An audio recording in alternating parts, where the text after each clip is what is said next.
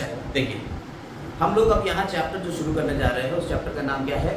Chemical reactions and equation, यानी कि वो चैप्टर जिसमें हम लोग बेसिक्स की बात करेंगे 10th क्लास के फर्स्ट चैप्टर की, जिसमें केमिकल रिएक्शंस क्या होती हैं और इनकी इक्वेशंस कैसे बनाई जाती हैं, कैसे बैलेंसिंग होती है, इन सब के बारे में डिस्कशन। देखिए, सबसे पहले केमिकल रिएक्शन और इक्वेशन से पहले हमें यहाँ पे ये समझना पड़ेगा कि केमिकल चेंज क्या होते हैं। केमिकल चेंज और फिजिकल चेंज, फिजिकल चेंज यानी रासायनिक परिवर्तन और भौतिक परिवर्तन। केमिकल चेंज क्या होता है? केमिकल चेंज वो है जब हम कभी कोई चेंज हो, किसी भी केमिकल में चेंज हो और उसके केमिकल फॉर्मूलाज में चेंज हो जाए, पूरा एक नया स्ट्रक्चर ही बन के आ जाए। जैसे आपने कहा दूध से दही बन गया, ठीक है, यानी मिल्क से किसमें कन्वर्ट हो गया? ये कर्ड, ठीक। तो दूध से दही का बनना, दूध कैसा होता है? टेस्ट में थोड़ा मीठा है, लेकिन दही टेस्ट में खट्टा हो गया, यानी उसके केमिकल्स में ही पूरा चेंज आ गया है। ऐसा चेंज क्या कहलाता है? केमिकल चेंज कहलाता है। क्लियर हो गई? फिजिकल चेंज, फिजिकल चेंज का मतलब हुआ आपने मोम लिया और गर्मी आई, गर्मी में मोम पिघल गया और पिघलने के बाद फिर से मोम बन गया। लेकिन अगर बर्न करेंगे मोम को तो वो वाटर वेपर में कन्वर्ट हो जाएगा और थोड़ा सा मोम बचेगा। बर्निंग क्या है? मोम की बर्निंग क्या है?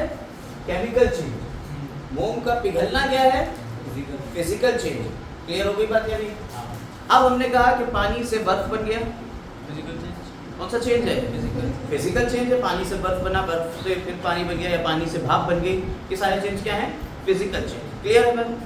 तो यहाँ से आपको चेंजेस के बारे में पता चल गया। अच्छा, आपने खाना बनाया, वो कौन सा चेंज है? केमिकल चेंज है। टेस्ट आ जाता है खाने में।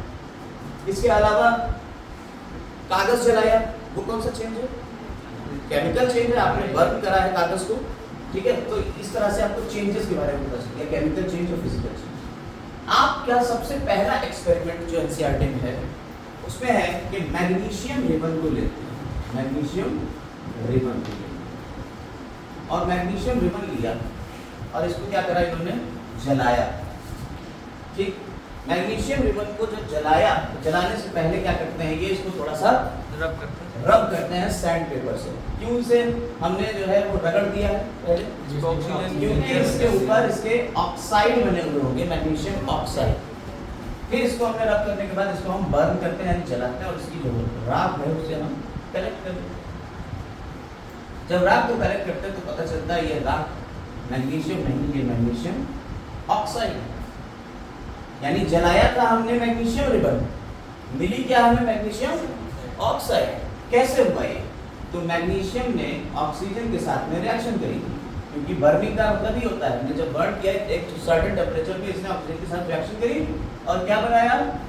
MgO, magnesium oxide. क्लियर हुई बात है नहीं? तो इस पूरे प्रोसेस में आपने ये समझा कि ये एक केमिकल था, ये एक केमिकल था, इन दोनों के मिलने से एक नया केमिकल बन गया, यानी इसमें क्या हुआ? केमिकल चेंज हुआ। तो अब आप केमिकल चेंज के बारे में जान गए। और केमिकल चेंज के साथ साथ हमने आपको एक चीज और सिखा कि किसी भी रिएक्शन को, कोई भी रिएक्शन हो, रिएक्शन का मतलब क्या होता है? अभिक्रिया का मतलब क्या होता है? रिएक्शन का मतलब ये हुआ कि कोई भी दो चीजें थी जिनके मिलने से कोई नई चीज बन रही है, या तो दो बने, या तीन बने, या चार बने, या एक ही बन जाए, उसे क्या कह रहे हैं हम? केमिकल रिएक्शन कह रहे हैं। और रिएक्शन को हम सिंपल तरीके से लिख रहे हैं। हम यहाँ पे दो तरीके से लिख सकते थे। हम लिख सकते थे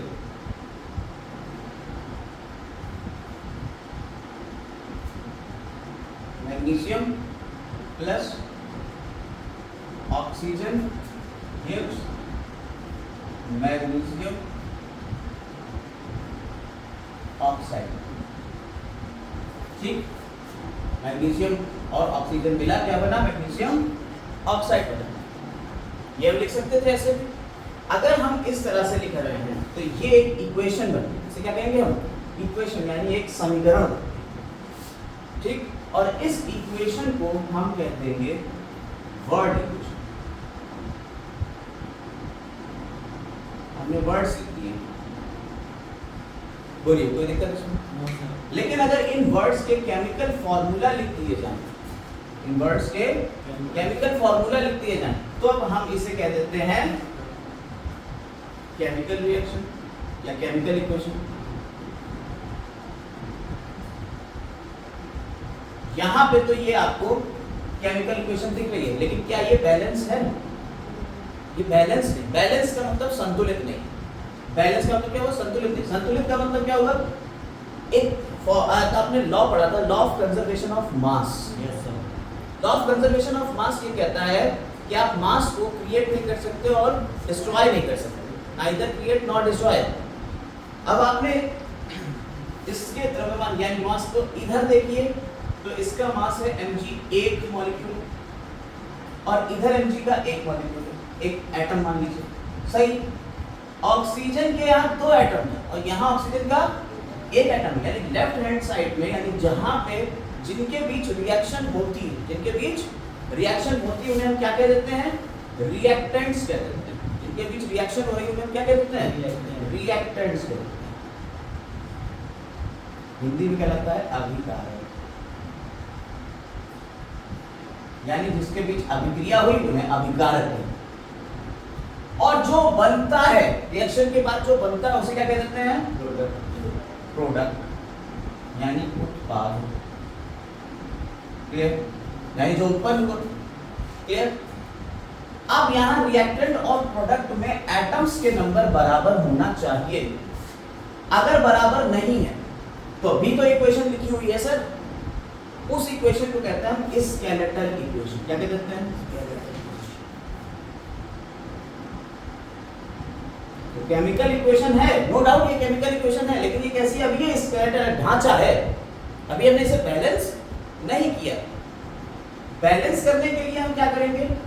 हम देखेंगे इधर के एटम्स को कैसे बैलेंस करें इधर के। तो इधर अगर हम 2 से मल्टीप्लाई करें 2mg करें, और इधर O2 तो है, और इधर 2mgO करते हैं, बैलेंस हो गई है रिएक्शन। ठीक है, इस तरह से हम रिएक्शन को बैलेंस करेंगे। अब इसे कह देंगे हम बैलेंस्ड केमिकल रिएक्शन। इस तरह से आपने चैप्टर की शुरुआत कर दी, और चैप्टर की शुरुआत करके आपको ये पता चल गया कि केमिकल रिएक्शंस क्या होती हैं। क्या होती है केमिकल रिएक्शन? जब दो केमिकल्स आपस में रिएक्ट करते हैं और एक नया प्रोडक्ट बनाते हैं। तो रिएक्टेंट से एक नया प्रोडक्ट बन जाना, एक प्रोडक्ट बने, दो प्रोडक्ट बने, रिएक्शंस कहलाती हैं। कौन सी? Chemical reaction. केमिकल रिएक्शन को दो तरीके से लिखा जा सकता है, या तो इसकी वर्ड इक्वेशन हो सकती है, या इसकी हम केमिकल इक्वेशन लिख सकते हैं, यानी केमिकल फार्मूला के बेस पे। आपको फार्मूला पता होना चाहिए कि मैग्नीशियम को कैसे लिखते हैं और बाकी सारी चीजें कैसे। इसमें दो चीजें आएंगी, एरो के लेफ्ट हैंड साइड जो लिखा होगा उसे कह देंगे हम रिएक्टेंट्स, और एरो के राइट हैंड साइड जो लिखा होगा उसे कह देंगे प्रोडक्ट। रिएक्शंस दो तरीके की हो सकती हैं। अगर ये बैलेंस नहीं है तो इसे अनबैलेंस्ड या स्केलेटल इक्वेशन कहते हैं, और अगर ये बैलेंस है तो इसे बैलेंस केमिकल इक्वेशन कहते हैं बैलेंसिंग के बाद। बोलिए कोई दिक्कत यहाँ पे? नहीं। यहीं पे दो चार बातें हम और कर लेते हैं। लेड नाइट्रेट में पोटेशियम आयोडाइड मिलाया जाता है। लेड नाइट्रेट, पोटेशियम आयोडाइड, अगर ये मिलाया जाए क्या बनेगा? Lead iodide plus KN। Balance आप खुद करेंगे, बैलेंसिंग करना आपको आती हो, नहीं आती तो बता। 2NO3 के दो मॉलिक्यूल है, तो यहाँ दो कर दीजिए, और यहाँ K के दो हो गए, यहाँ दो कर दीजिए। यहाँ PbI2 है, PbI के भी दो हो गए बैलेंस। कोई दिक्कत? लेड नाइट्रेट कलरलेस होता है, पोटेशियम आयोडाइड कलरलेस होता है। फॉर्मूला यहाँ से याद करते चलिएगा, आप अपनी कॉपी में लिखते चलिएगा सारे फॉर्मूलाज जो हम लोग यूज करेंगे। एट द एंड हमें सारे फॉर्मूले याद हो जाएंगे साथ साथ। ये क्या है? Lead nitrate.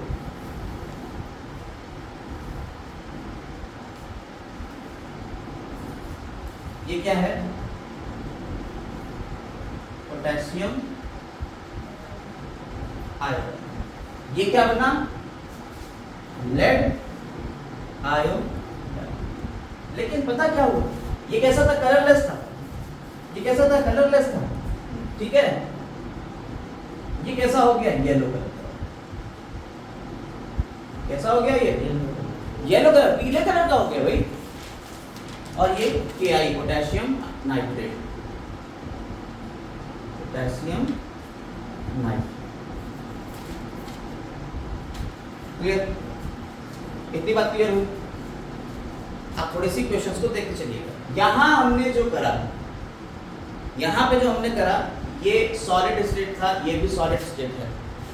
लेकिन अगर हम कैंडल को बर्न करें, कैंडल को बर्न करें, मोमबत्ती को जला दिया।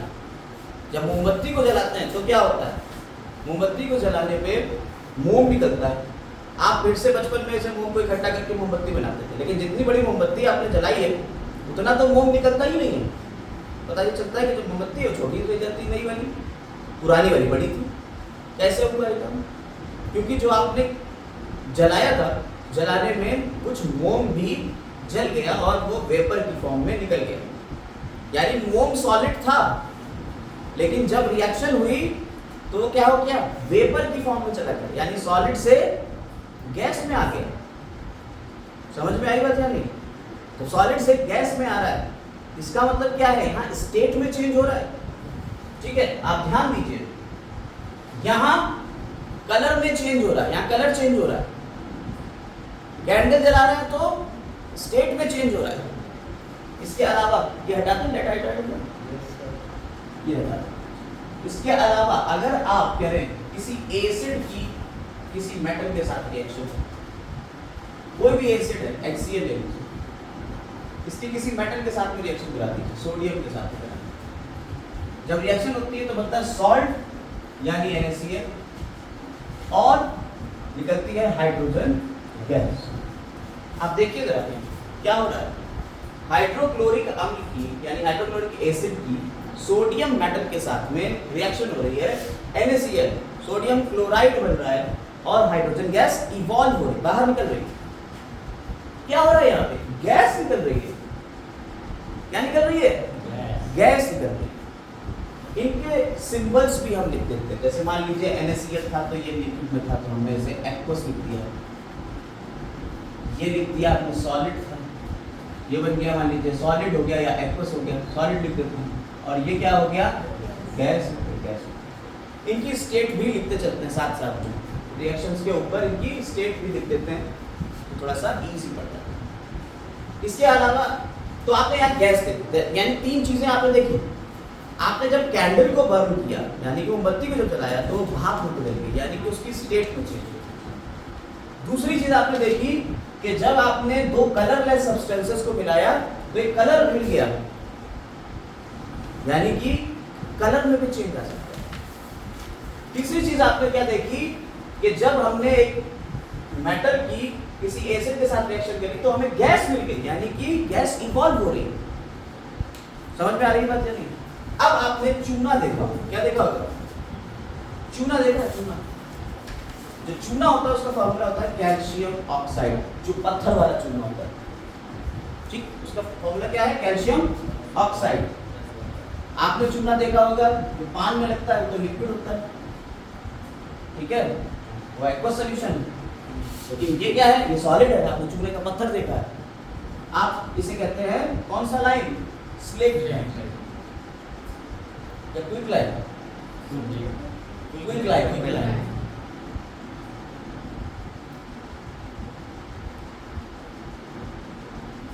कैल्शियम ऑक्साइड फॉर्मूलाज याद करते रहिएगा, आपको बार बार बता रहा हूं। इसकी रिएक्शन हम इसे क्या करते हैं, जब चूने की पुताई करते हैं तो क्या करते हैं, हम पानी डाल देते हैं।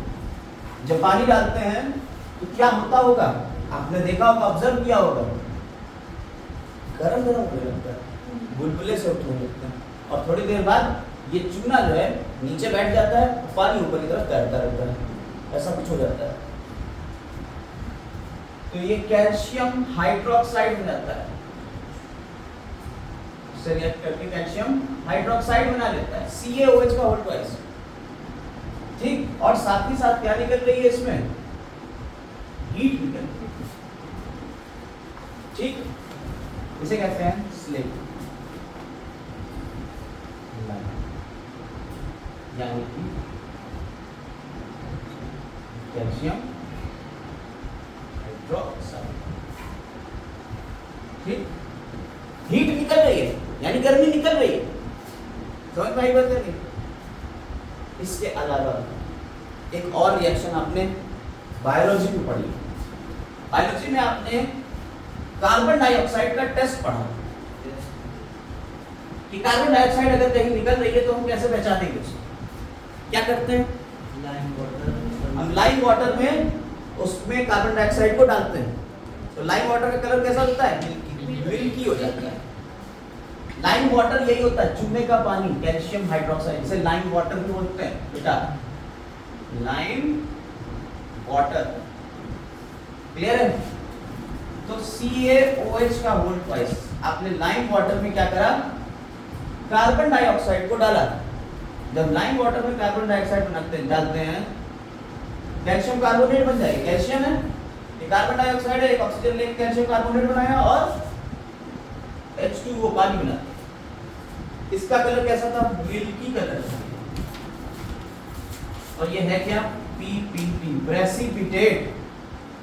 क्या है ये? प्रेसिपिटेट।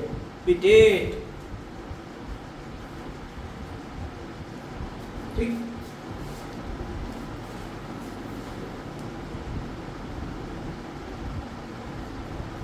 क्या होता है?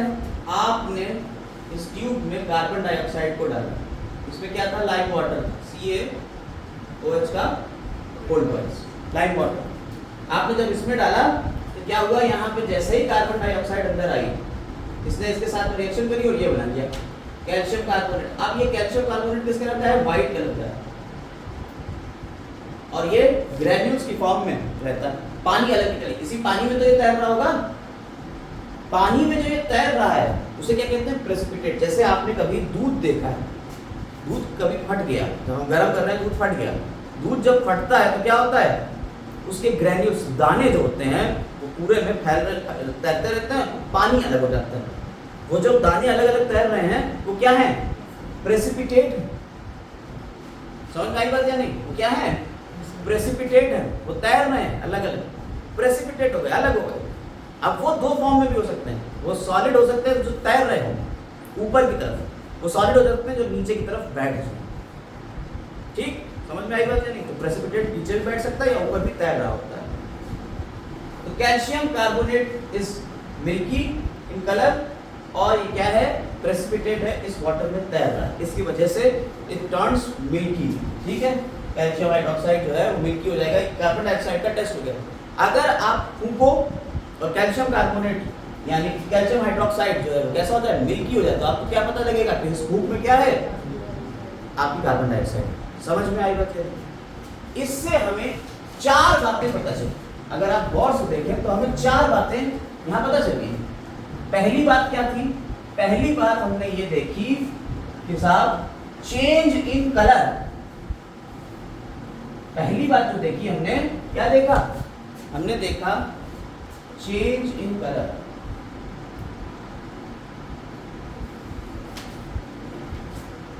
दूसरी बात हमने क्या देखी? Change in state.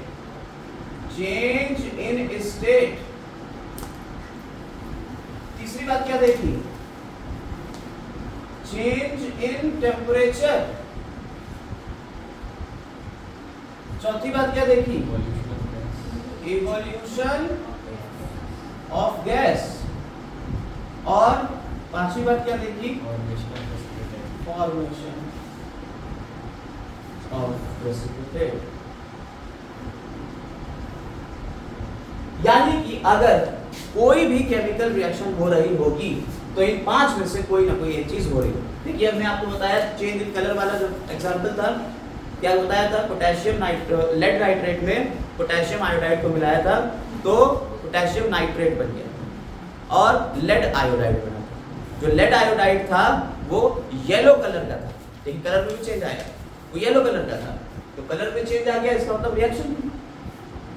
मोमबत्ती जली और जब मोमबत्ती को बर्न करा, बर्निंग ऑफ कैंडल, एग्जांपल्स अगर चाहिएगा तो उसमें लिख लीजिएगा, burning of candle, burning of candle क्या है? चेंज इन स्टेट का एग्जांपल है, उसमें वेपराइज हो गया था, जो हमारा वो था वो वेपराइज हो गया। इसके बाद चेंज इन टेम्परेचर, टेम्परेचर में चेंज की बात है, टेम्परेचर में चेंज की बात कर रहे हैं तो क्या हो रहा है? आपने कहा कि आपका जो लाइम था जो बना था चूना पत्थर से, चूना बना था, जब चूना पत्थर में हमने पानी डाला तो उसमें टेम्परेचर चेंज हुआ, गर्म होने लगा, हीट निकलने लगी, कुछ में हीट एब्जॉर्ब भी होती है, अंदर भी आ जाती है। हीट निकलना, अगर किसी रिएक्शन में हीट निकल रही है तो इस तरीके की रिएक्शन क्या कहलाती है? अगर हीट निकल रही, रिएक्शन हो रही है और रिएक्शन में हीट निकल रही है, इस तरीके की रिएक्शन क्या कहलाती है? एक्सोथर्मिक रिएक्शन कहलाती है, एक्सोथर्मिक रिएक्शन कहलाती है। और अगर हीट अंदर इन्वॉल्व हो रही है, कम हो रही है, टेम्परेचर डाउन हो रहा है तो एंडोथर्मिक रिएक्शन कहलाती है। एग्जाम्पल अभी देंगे हम इसके, लेकिन अभी नहीं। इसके अलावा इवोल्यूशन ऑफ गैस का हमने एग्जाम्पल बताया था कि अगर किसी भी एसिड में क्या डाल दो, मेटल डाल दो, तो क्या निकल रहा है? हाइड्रोजन गैस निकल रही है, तो इवोल्यूशन ऑफ गैस का एग्जाम्पल। फॉर्मेशन ऑफ प्रेसिपिटेट आपको बताया, जब हम कैल्शियम हाइड्रोक्साइड यानी कि चूने के पानी में हम क्या करते हैं और कार्बन डाइऑक्साइड को डालते हैं तो क्या प्रेसिपिटेट बनता है? कैल्शियम कार्बोनेट का, ठीक है। तो क्या है वो? Precipitation reaction. समझ में आ गई बात या नहीं? कोई दिक्कत नहीं। तो अब हम यहाँ पे कुछ आपको रिएक्शंस देंगे जिसमें आपको ये बताना होगा कि साहब कौन सा चेंज हो रहा है या क्या हो रहा है इसमें, ठीक है। आप बताएंगे इन 5 में से कौन सी चीज हो रही है। देखो यहां कुछ रिएक्शंस हमने लिख दी हैं, अब आपको बताना है इसमें क्या क्या चेंजेस आ रहे हैं। बेरियम हाइड्रोक्साइड सॉल्यूशन क्या है? बेरियम हाइड्रोक्साइड, इसने किसके साथ रिएक्शन करी? NH4Cl यानी अमोनियम क्लोराइड के साथ में रिएक्ट, ये आपको नाम याद करना है केमिकल्स के, अमोनियम क्लोराइड के साथ में बनाया गया बेरियम क्लोराइड और अमोनियम हाइड्रोक्साइड बनाया, और यहाँ टेम्परेचर डिक्रीज हो रहा है यानी कम हो रहा है। बताइए किस टाइप की रिएक्शन है? जब टेम्परेचर कम हो जाए तो चेंज इन टेम्परेचर तो है, लेकिन किस तरीके का है ये? एंडोथर्मिक। कैसी है ये? Endothermic reaction. क्लियर हो गई बात? एंडोथर्मिक यानी कि टेम्परेचर डिक्रीज हो रहा है, क्लियर। तो अब देखिए एंडोथर्मिक का भी आपको एग्जांपल मिल गया। एक्सोथर्मिक अभी टेम्परेचर हीट रिलीज हो रही थी, जब हमने कैल्शियम ऑक्साइड में वाटर को डाला था तो कैल्शियम हाइड्रोक्साइड बना था तो एनर्जी रिलीज हो रही थी। जिंक को H2SO4 यानी कि किसी मेटल को इसी एसिड के साथ में रिएक्ट करा, जिंक सल्फेट बना और हाइड्रोजन गैस निकली। यहाँ पे क्या हो रहा है? Evolution of gas, evolution of gas. Good. तो आपने जो 5 पॉइंट लिखे हैं उनके एग्जांपल्स हम यहाँ पे लिखे दे रहे हैं, आप उनके एग्जांपल्स यहाँ से कट कर करके उसमें लिख लीजिएगा अपनी कॉपी में। रस्ट इज ब्राउन, रस्ट का कलर कैसा होता है? ब्राउन कलर की होती है रस्ट, यानी कि जंग जो लग रही है वो जंग लोहे में लग जाती है, ब्राउन कलर की है। Whereas iron is greyish, iron यानी कि लोहे का कलर कैसा है? ग्रे कलर का है। तो यहाँ क्या हो रहा है? लोहे के ऊपर जब जंग लग रही है तो क्या हो रहा है? Change in colour, change in colour. Very good. When calcium carbonate is heated, जब कैल्शियम कार्बोनेट को गर्म किया जाता है, कैल्शियम कार्बोनेट का फार्मूला जल्दी से बताओ। CaCO3 कैल्शियम कार्बोनेट, इसको गर्म किया गया, या कैल्शियम कार्बोनेट की रिएक्शन करा दी गई किसी डाइल्यूट एसिड से, HCl से मान लीजिए करा दी, तो कौन सी गैस निकल रही है? कार्बन डाइऑक्साइड गैस निकल रही है। किस तरीके का एग्जांपल है ये? Evolution of gas. समझ में आई बात? ये दो एग्जांपल हैं। देखिए एक एग्जांपल तो ये है, इसको या तो गर्म कर दो, या दूसरा एग्जांपल क्या है? इसकी रिएक्शन कर दो HCl के साथ में, दोनों में ही क्या निकलेगी? Carbon dioxide gas. AgNO3, AgNO3 किसका होता है फॉर्मूला? सिल्वर नाइट्रेट का। इसको NaCl के साथ में यानी सोडियम क्लोराइड के साथ में रिएक्ट कराया, क्या बना? AgCl। और ये तीर नीचे की तरफ लगा दिया। सर यहाँ गैस थी, ऊपर की तरफ दिखा दिया था। अगर गैस होगी तो तीर ऊपर की तरफ आ रहा है, अगर तीर नीचे की तरफ आ रहा है प्रेसिपिटेट। इसे हम किससे, ये किसका सिंबल है? प्रेसिपिटेट का, PPT का। समझ में आई बात या नहीं? और NaNO3 बन रहा है, सोडियम नाइट्रेट बन रहा है, AgCl सिल्वर क्लोराइड बन रहा है। तो व्हाइट कलर का सिल्वर क्लोराइड का प्रेसिपिटेट बन रहा है। किस तरीके की रिएक्शन है? फॉर्मेशन ऑफ प्रेसिपिटेट का एग्जांपल हो गया। बिल्कुल सेम यहाँ पे भी है, बेरियम क्लोराइड की सोडियम सल्फेट के साथ में रिएक्शन करते हैं। तो बेरियम सल्फेट बन जाता है, जो किस तरह का है, व्हाइट कलर का। और यहां पे भी सर देखिए क्या बना हुआ है, सिंबल नीचे की तरफ है, एरो पीपीटी बना हुआ है। और NaCl सोडियम क्लोराइड बन रहा है। तो इस तरीके की रिएक्शन भी क्या है, फॉर्मेशन ऑफ प्रेसिपिटेट है। इसके अलावा पेट्रोल, जब आप पेट्रोल को जलाते हैं अपनी बाइक्स में या कार में, तो ये किस तरह का है, पेट्रोल तो लिक्विड होता है, लेकिन जब बर्न कर रहे हैं तो क्या बना रहा है, वाटर वेपर यानी H2O बना रहा है और कार्बन डाइऑक्साइड बना रहा है, जो कैसे हैं, गैस है, पानी की भाप बन रही है और गैस होकर। तो लिक्विड से गैस यानी चेंज इन स्टेट। पांचों के एग्जांपल्स यहां सेट हो गए, कोई दिक्कत नहीं।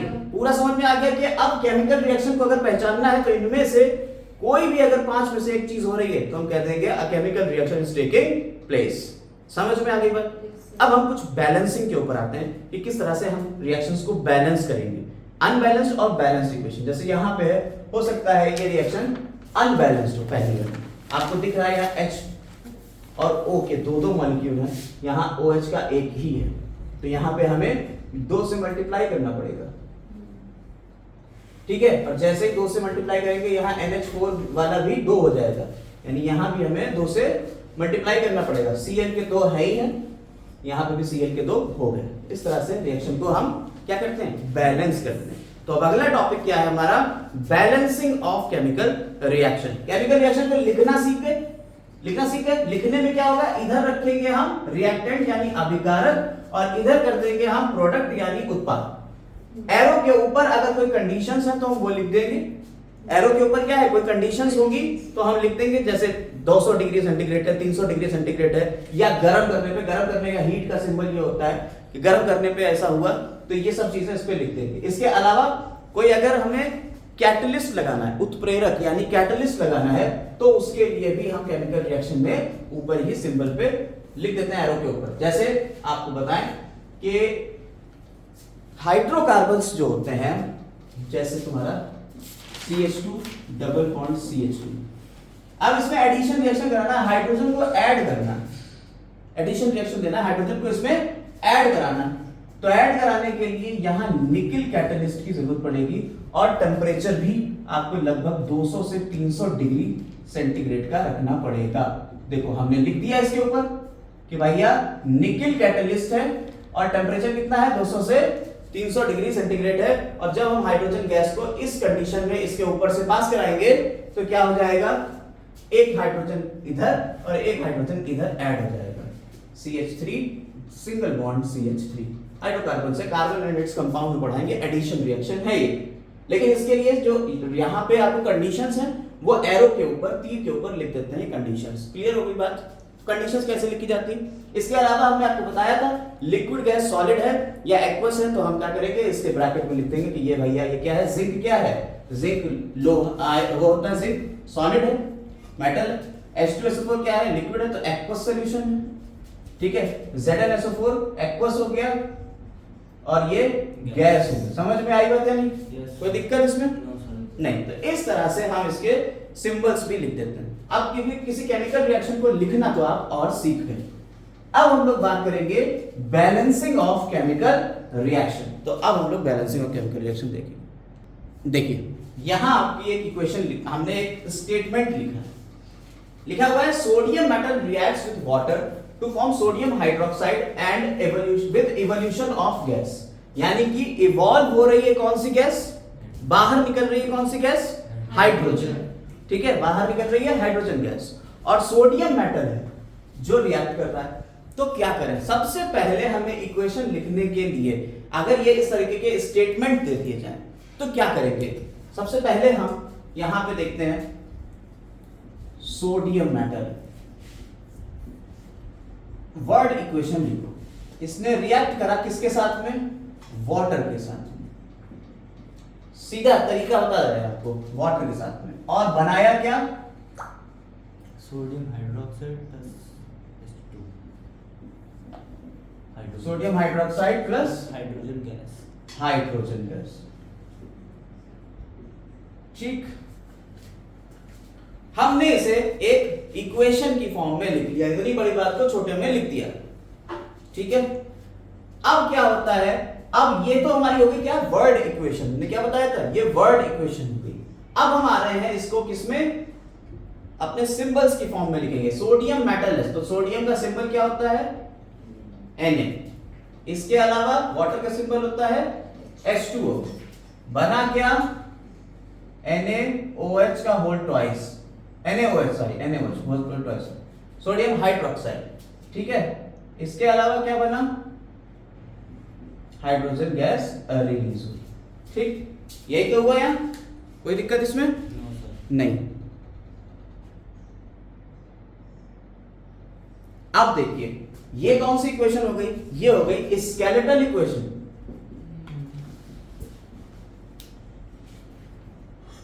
क्यों स्केलेटल क्यों हुई, अभी ये बैलेंस तो है ही नहीं ना, अभी तो बैलेंस है ही नहीं, बैलेंस तो अब हम करेंगे। देखिए साहब हाइड्रोजन ज्यादा हो गया ना, उधर 3 हो गया हाइड्रोजन और यहाँ कितना है 2।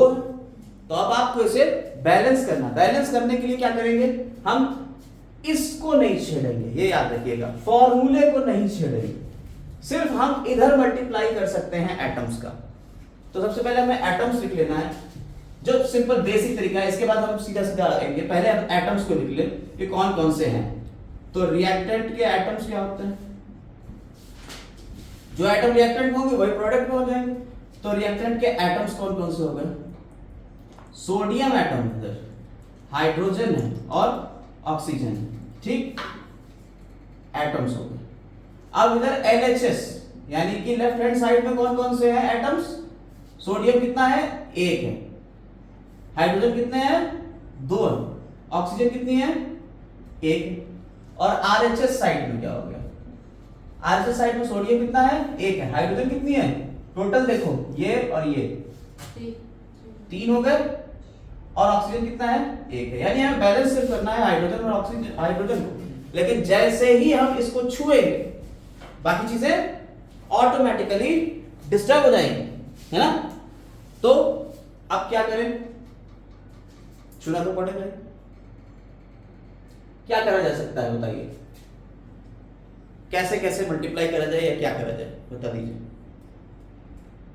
बोलो। 2Na plus 2H2O gives out 2NaOH। 2Na करते हैं, अच्छा क्यों 2Na क्यों, Na तो बैलेंस था पहले ही से, तो 2 क्यों करा हमने सर NaOH में 2 ऑक्सीजन देखिए यहाँ पे 1 है, हाइड्रोजन यहाँ कितने हैं 3 है। अगर हम यहाँ 2 से मल्टीप्लाई करें तो हाइड्रोजन कितने हो गए, 2 इधर हो गए और 2 इधर हो गए, 4 हो गए। अगर हमने किधर इधर मल्टीप्लाई करा तो 4 हाइड्रोजन हो गए और इधर कितने बचे 2। तो अगर हम इधर 2 से मल्टीप्लाई करते हैं तो क्या हो जाएगा, बैलेंस हो गया, हाइड्रोजन बैलेंस हो गए। लेकिन एक चीज को जैसे ही आपने बैलेंस किया दूसरी चीज अपने आप ही डिस्टर्ब हो गई। ऑक्सीजन कितने यहाँ हो गए 2 ऑक्सीजन है यहाँ, बैलेंस। सोडियम कितने हो गए 2, यहाँ सोडियम कितना है, यहाँ सोडियम को भी बैलेंस करेंगे। समझ में आई बात या नहीं। इस तरह से हम इनको देख लेते हैं कि हमारी कौन कौन सी चीजें बैलेंस नहीं है, हम डायरेक्ट उठा के सीधा मल्टीप्लाई मार देंगे। एनसीईआरटी में क्या करा गया है, एनसीईआरटी में उन्होंने यहाँ पे मल्टीप्लाई किया है पहले कि भाई इसको बैलेंस करना है, फिर आगे करके इसको बैलेंस करना है, फिर इसको बैलेंस करना है, ऐसे करके स्टेप बाय स्टेप चले। वो जो 4-5 स्टेप में करा, हम आपको 4-5 स्टेप ना करके सीधा एक स्टेप में यहाँ समझा दिए। अब ये कौन सी हो गई, बैलेंस केम क्या। अब देखिए हम इसमें नहीं छुएंगे, हमने स्केलेटन लिख ली है, अब हम क्या करेंगे बैलेंस वाली यहाँ लिख लेंगे। 2Na plus 2H2O gives 2NaOH plus H2। तो ये हमारी क्या हो गई, बैलेंस्ड केमिकल इक्वेशन हो गई। समझ में आई बात या नहीं।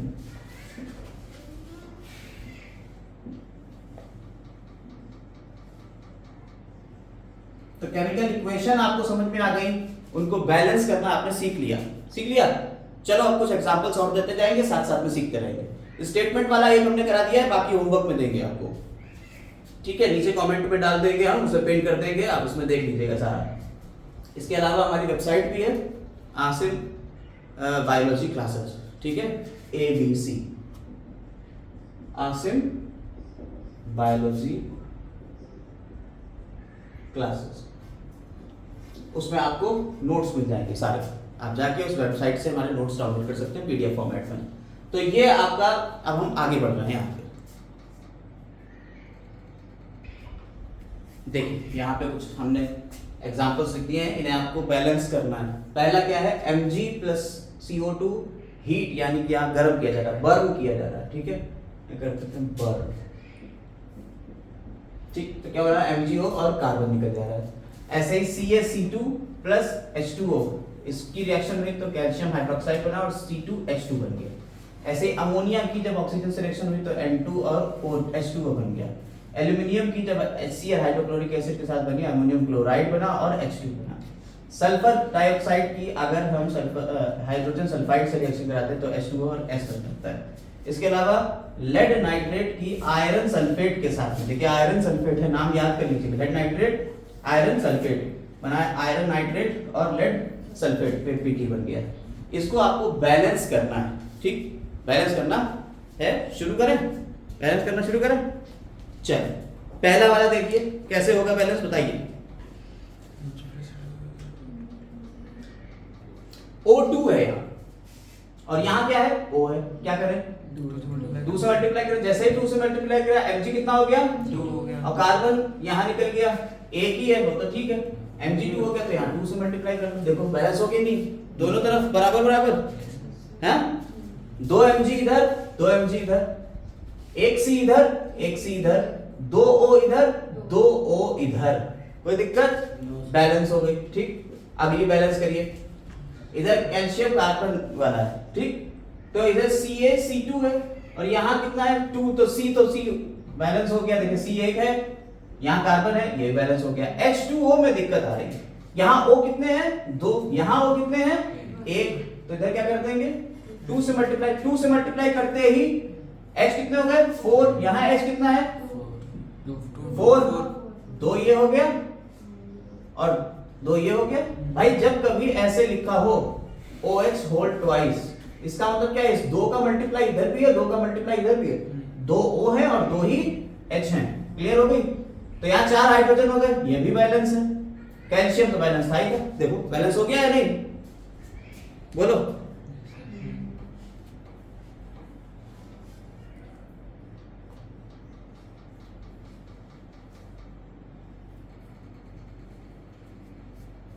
हो ही गया, ठीक है।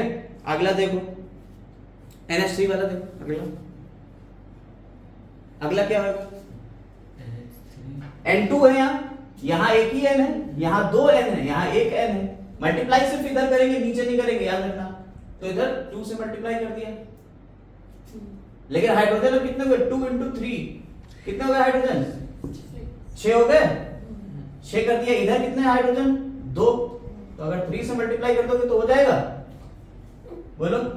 3 से मल्टीप्लाई करेंगे 6 हो गया, लेकिन इधर ऑक्सीजन कितना है, 3 हो गए, यहाँ तो बैलेंस हो नहीं पा रहा, कैसे होगा बैलेंस,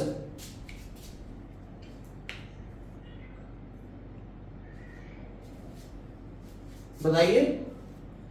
ये 3 हो गया, यहाँ क्या 3 से मल्टीप्लाई करेगा, जैसे ही यहाँ 3 से मल्टीप्लाई किया, ये कितना हो गया, ये तो 6 हो गया।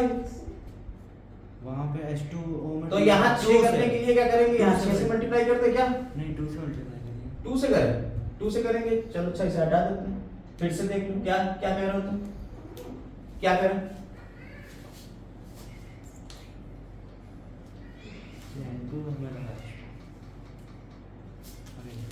यहाँ पे जब हमने 2 से मल्टीप्लाई किया तो ये कितना हो गया, 6 हो गया।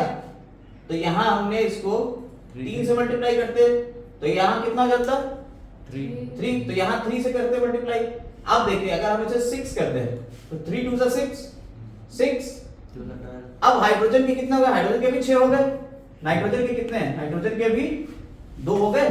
बैलेंस है क्या, नहीं है, क्या दिक्कत है, हाइड्रोजन के 12 नहीं हो गए, हाइड्रोजन के इधर 12 हो गए, यस। तो हाइड्रोजन के 12 हो गए तो क्या करें, 4 से मल्टीप्लाई करें, 4 से मल्टीप्लाई करते हैं तो 3 4 12, इधर हो गया 12, क्लियर। अब यहाँ नाइट्रोजन कितने हो गए, 4, यहाँ नाइट्रोजन कितने, बोलो, क्लियर। अगला अगला बताइए, देखिए Cl3 है, जैसे ही यहाँ 3 से मल्टीप्लाई कर देंगे तो हाइड्रोजन कितने हो गए, 3 हो गए। यहाँ हाइड्रोजन कितने हैं, 2 हैं। बैलेंस कैसे हो, 3 2 को बैलेंस तो कर ही नहीं सकते, 3 और 2 तो बैलेंस हो नहीं सकते। ऐसा कौन सा मल्टीप्लाई करें कि बैलेंस हो जाए। तब क्या करेंगे, इसको थोड़ा अलग कर लेते हैं। हाँ, क्या करना चाहिए, HCl को किससे करते हैं, 6 से करते हैं। चलो 6 से कर देते हैं। और अब यहाँ कितना हो गया, ये तो 6, तो यहाँ 2 से करते हैं तो क्लोरीन हो गए 6, 3 2 जा 6 क्लोरीन हो गए 6। और यहाँ 3 से करते हैं, 3 2 जा 6 हो गए, हाइड्रोजन भी हो गए 6। Al में 2 से मल्टीप्लाई करना पड़ेगा Al में। क्लियर हो गया, बैलेंसिंग हो रही है, समझ आ रही है। ठीक, अगला आइए, सल्फर डाइऑक्साइड बताइए। यहाँ O कितने हैं, 2, यहाँ कितना है 1, कैसे बैलेंस करें। अगर यहाँ 2 से मल्टीप्लाई करते हैं हो जाएगा काम, ये तो 4 हो गया। यहाँ पर क्या करना पड़ेगा, यहाँ पे फिर 2 से मल्टीप्लाई करना पड़ेगा। नहीं समझे, करना पड़ेगा तो कर देते हैं, क्या दिक्कत है, देखो कर दिया।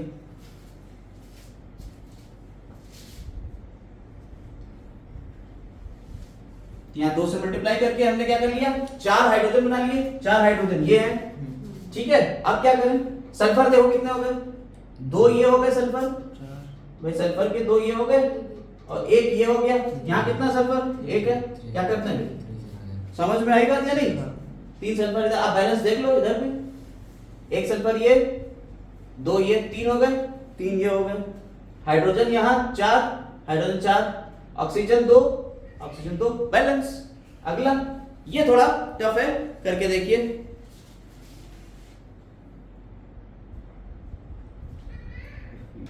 चलिए देखिए, बैलेंसिंग के लिए हो गई बैलेंस, बताइए कितना कितना क्या क्या हुआ। 3 PbNO3 का वोल्टेज प्लस, इसको 3 से मल्टीप्लाई करते हैं। हाँ। ठीक, इसको क्या करें, इसको नहीं करेंगे, इसको कुछ नहीं करेंगे, जरा सा भी टेस्ट नहीं करेंगे। इसको क्या करें, ऐसे में 3 लगा दीजिए बस। इसे 2 से मल्टीप्लाई करते हैं, उसे 3 इसे क्या करें, 3 से मल्टीप्लाई करें, इसे 3 से मल्टीप्लाई करते हैं। हो गया बैलेंस। हाँ।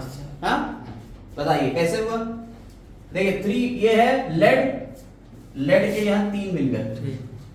NO3 के 2 तो पहले ही थे, लेकिन 3 2 6 हो गए, 6 NO3 हो गए। तो देखिए ये 3 तो ये पहले ही है और ये 2 से मल्टीप्लाई होगा 6 होगा। ठीक, SO4 के 3 तो ये है ही है, SO4 के 3 देखिए ये हो गए, यहाँ से 3 SO4 हो गया। ठीक, Fe के 2 हैं यहाँ, Fe के भी 2 यहाँ हो गए, पूरी बैलेंस है। क्लियर है, ठीक। चलो अब हम लोग अगला पार्ट इसका देखेंगे कि कितने टाइप की रिएक्शंस होती है, कौन कौन सी केमिकल रिएक्शंस होती हैं, उनके बारे में बात करेंगे। डिस्प्लेसमेंट, डबल डिस्प्लेसमेंट, और उसको पूरा हम लोग स्टडी करेंगे। तो टाइप्स ऑफ केमिकल रिएक्शन हमारा अगला टॉपिक होगा। आज की इस वीडियो में अभी सिर्फ इतना ही।